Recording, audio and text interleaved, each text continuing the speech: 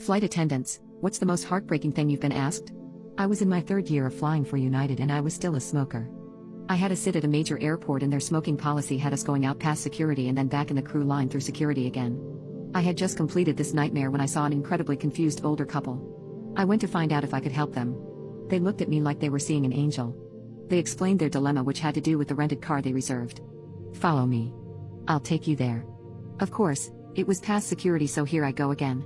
They were gracious and grateful and thanked me profusely. While walking there, the lady turned to me and said, "Can I ask you a question?"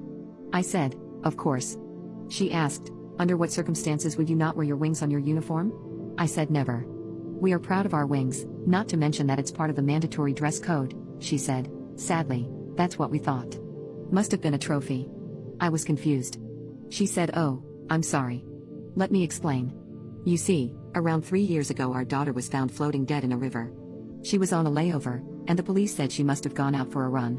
She had semen inside her, which led us to the man who was the last to see her." Flabbergasted, I sputtered, "That was your daughter?" I was so new here, and there was a rash of violent crimes against flight attendants, and your daughter was one of them. I asked how much time he had. She said none. He was acquitted because he said it was consensual sex. You know, flight attendant from out of town, hooking up with a stranger. She went on. She had been married for 6 days. There's no way she would have done this. But the weird thing is, her stuff seemed to be all there except for the wings on her jacket. She loved this job, and we couldn't imagine her forgetting something as special as her wings. We figured they were a souvenir for her killer. My heart broke for these people. I did not know, yet, what it feels like to lose a child. I asked what brings them to town. She said he's done it again and again and keeps getting acquitted. We fly to the city where he's on trial because we know justice will be served, eventually, and we want to be there when it does. Turns out, they'd be flying around for a couple years just to attend this guy's trials. I wanted to hug them, cry with them and fix them, and then I remembered what I could actually offer them. I said, "I know these are not your daughters, but I'd be honored if you would take these as a substitute." I unpinned my wings and handed them to her with tears in my eyes. She clasped her hand over her mouth and said, "Oh, we couldn't.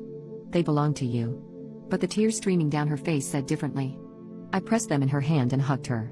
I dropped them at Enterprise and headed back through security, this time knowing that I had helped someone that day. Suddenly, going through security didn't seem like such a big deal.